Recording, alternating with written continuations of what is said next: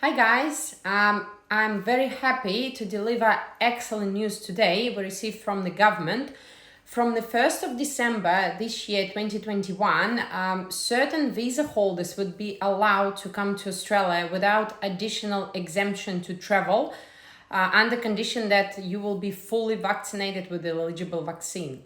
So we will post full list of vaccine approved by Australia under this video, as well as we'll post full list of visa subclasses that was approved for these purposes under this video. But today I would like to talk about particular visa subclasses that I will run from my practice, so you will feel comfortable to know the mechanics of this process or whether you will use one of these options for your own.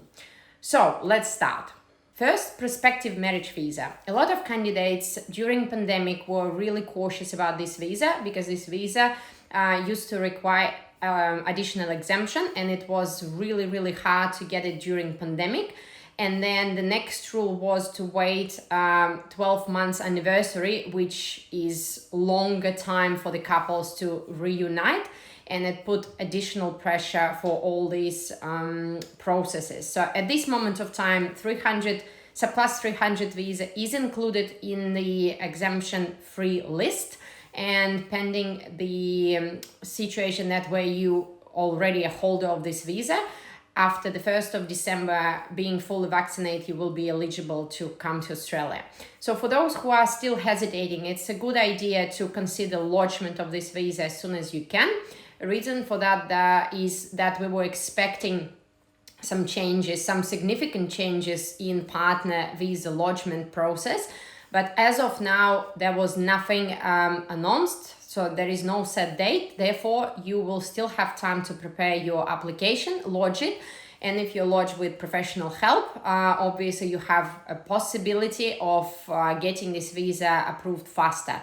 So in my practice, we're fully digital practice, meaning we work with you on the specific app where it's a transparent process, and all the requirements are there, all the templates are there.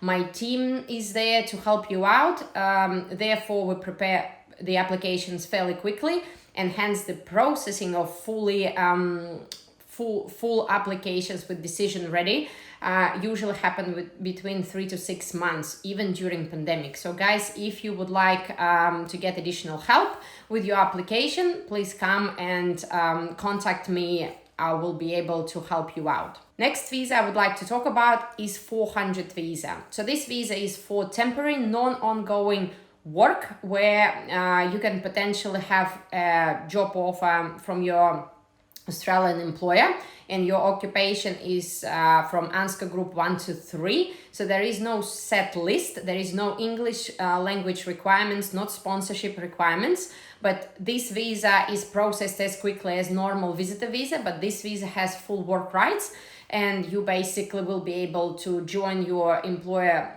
from Australia for non-ongoing work.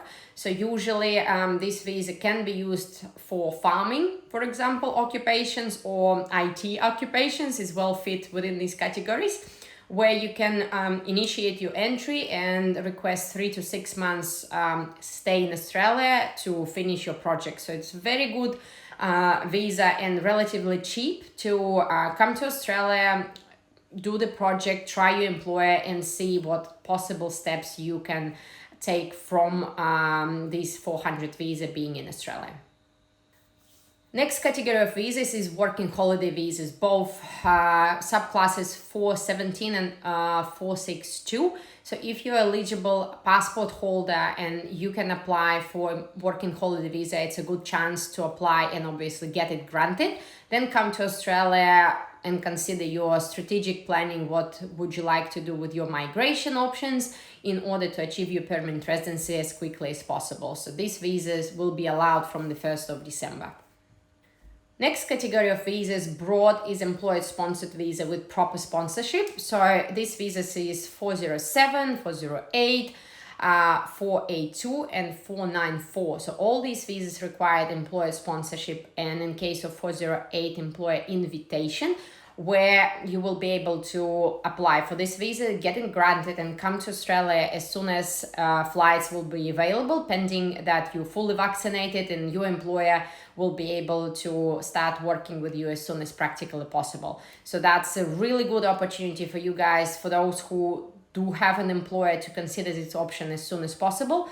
For those who do not have an employer, to start searching for one, because now we have more clarity, more certainty for potential people to apply and come to Australia. Moreover, if your occupation is from critical list, we were getting outcomes for these visas as quickly as a week time after lodgement. So that's a very, very good opportunity for critical skills candidate to search for work and obviously come as soon as possible to Australia.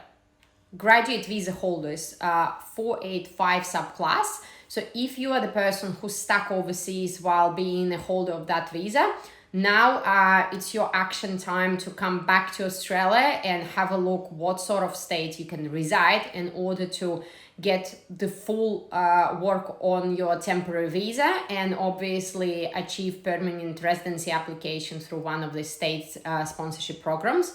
Alternatively, to consider employment or maybe reunite with your partner. So it's a lot of opportunities, and for those who stuck overseas, from 1st of December will be able to come back to Australia on those visas. Skilled visas, 491 and the former holders of 489 visas. Temporary state-sponsored visas. If you are a holder of this visa, you need to hurry up back to Australia in order to start working and make your way towards permanent residency. If you are waiting for this visa 491 to be granted, it's likely to be processed now in a short period of time, and again, you will be allowed to come to Australia. What does that mean for me as a professional? Meaning that in this case, you will have possibility of state reopening to get more opportunities for overseas candidates. And hence, for those who are considering state-sponsored program, it's a good time to get your English test done. And obviously, it's a good time to start your skill assessment preparation in order to be first in line when all the states will reconcile the opportunities for offshore candidates.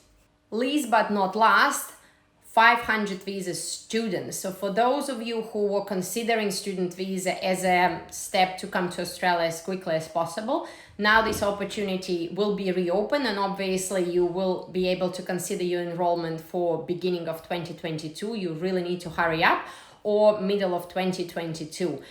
I would like to remind you that I am a registered migration agent, not an educational agent, but I do have close connection with one of the biggest enrollment provider in Australia, and we can consider any course, any college, any university for enrollment. So if you're thinking about student visa as your first step, I would like to have your strategic migration planning, please come and see me, because we will have an opportunity for any possible program to be enrolled and obviously plan for your future.